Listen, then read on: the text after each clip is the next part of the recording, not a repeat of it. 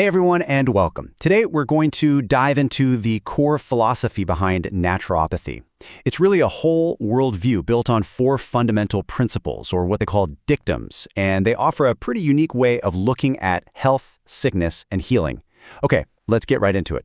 So right off the bat, I want you to think about this question. What if a fever isn't a malfunction? What if it's not some mistake your body's making, but it's actually a sign that your body is actively and intelligently working to heal itself? Just holding on to that one idea is kind of the key to unlocking this entire approach. And that leads us straight to our very first dictum, the foundational belief that the power to heal, well, it lies within. And this isn't just some nice, hopeful saying. It's the central pillar that everything else is built on. This whole concept actually has really ancient roots, and it's captured in this Latin phrase, vis medicatrix naturae. It literally translates to the healing power of nature.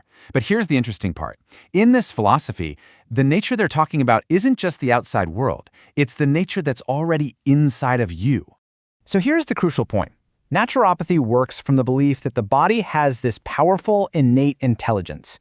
It's basically programmed to maintain balance and restore its own health. I mean, think about it. Your body is constantly healing cuts, fighting off germs, regenerating cells, all without you having to consciously do a thing. So the goal here isn't to force the body to heal, but to simply create the right conditions for it to do what it already naturally knows how to do. Right, but that, of course, brings up the next big question. If our bodies are these brilliant self-healers, why do we even get sick at all? What's getting in the way of this amazing natural process? And that leads us directly to the second dictum, which honestly offers a surprisingly simple answer.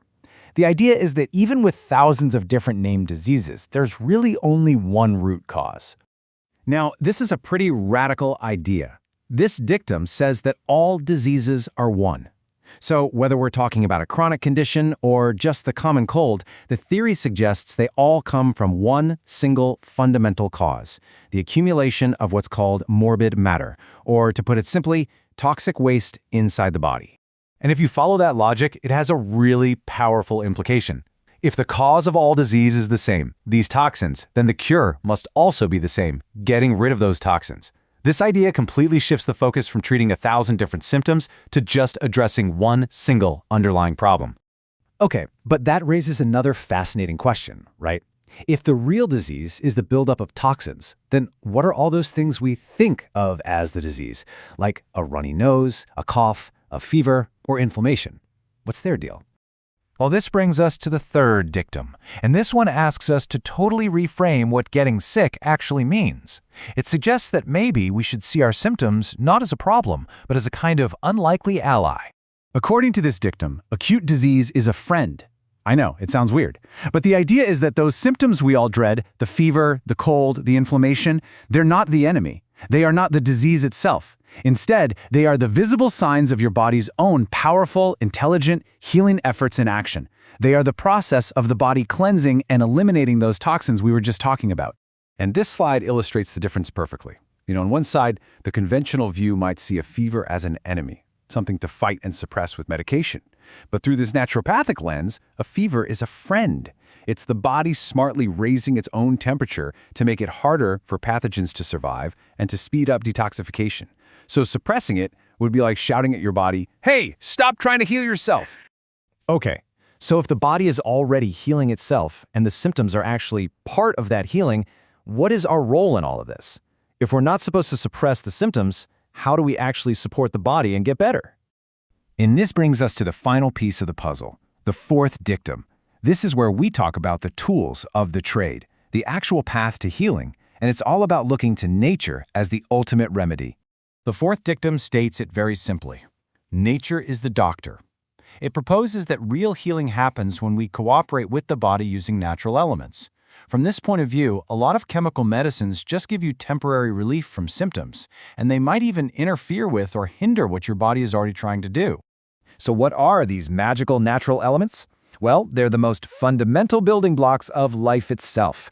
Direct contact with the earth, fresh air, clean water, sunlight, and of course, a proper diet. According to this view, these aren't just healthy habits. They are the essential tools that create the perfect conditions for the body to do its job of cleansing and healing. So, let's just take a second and tie all of this together, because these 4 dictums aren't just separate ideas. They form a complete, unified philosophy that creates this really clear line from the cause of an illness all the way to the path for a cure. And here they are all in one place. Number 1, the body has an innate intelligence to heal itself.